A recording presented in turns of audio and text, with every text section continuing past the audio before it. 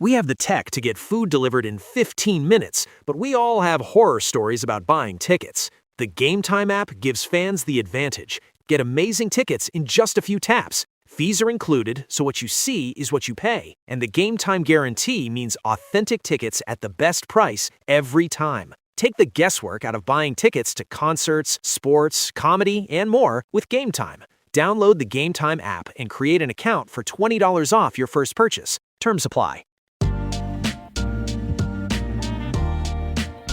Hey, what's up, everybody? This is your podcast host, Hanju Lee, and you are listening to Better Golf Daily, where I introduce one concept, one research-backed idea, and one thing you can take straight to the golf course.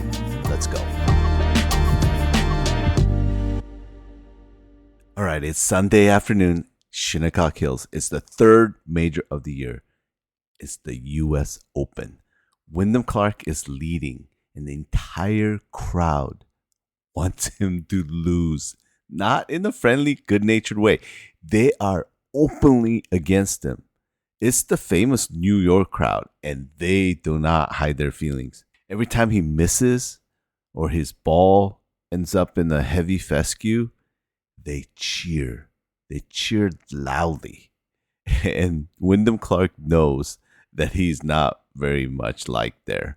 The day before, walking off the tee, a fan shouted something at him about a locker. By Sunday, the hecklers were coming after him nearly after every swing. And here's why. A year ago, at the 2025 U.S. Open, Clark missed the cut, walked into the locker room, and destroyed the lockers. He took them apart. Earlier that same season, he's thrown his driver in anger at the PGA Championship. The photos of these lockers had just resurfaced that weekend, so the whole tournament, he wasn't only playing a brutal golf course, he was playing the course, the field, and the few thousand people who had decided that he was the villain. Historically, Wyndham Clark's primary problem has been on-course temper issues, mental frustration, and this intense self-criticism and anger have occasionally boiled over into highly publicized outbursts. But guess what? He won anyway. He won his second U.S. Open. And let me tell you, to win in front of a crowd that is against you is a tough one to overcome, but he did it. You want to know how? Clark's sports psychologist is a woman named Julie Elion. And the thing she had him to do all week was simple. Every time he heard a heckle, instead of pretending it didn't bother him, he would answer it quietly to himself, the same 3 little sentences over and over. It's okay. I'm okay. I've done the right thing.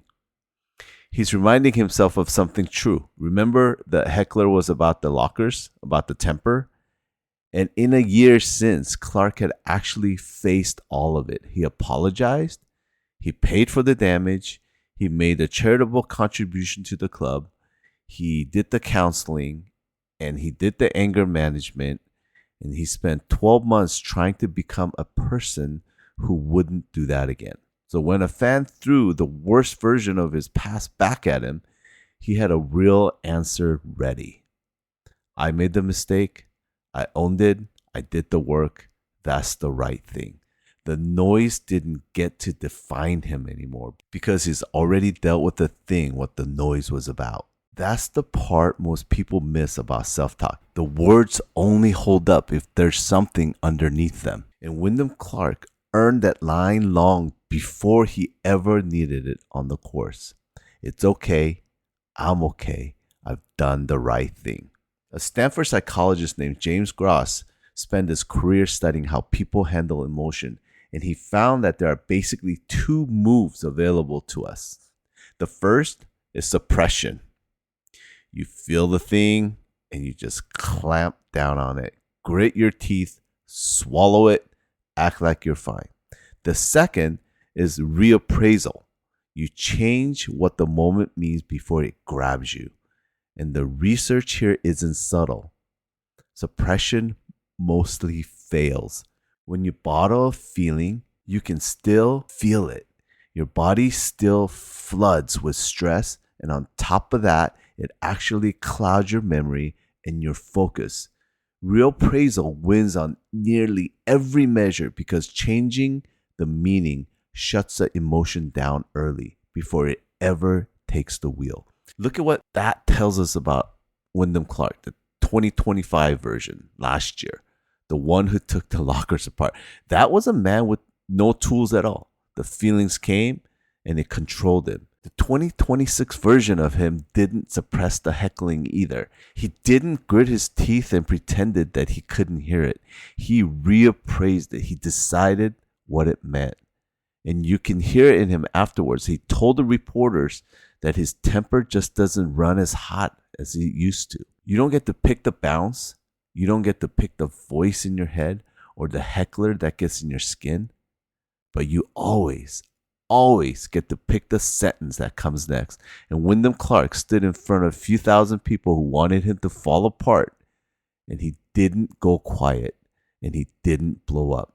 He just kept answering the noise with the same calm line until the noise had nothing left to say. And at the trophy ceremony, he admitted plainly, New York hasn't exactly been on my side.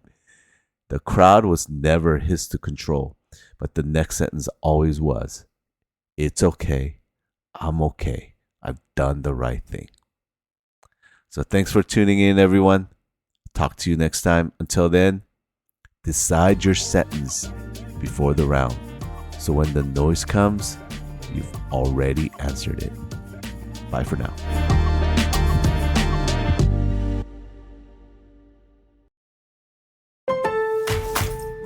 You can never have too many tools. Shop DeWalt deals at Lowe's.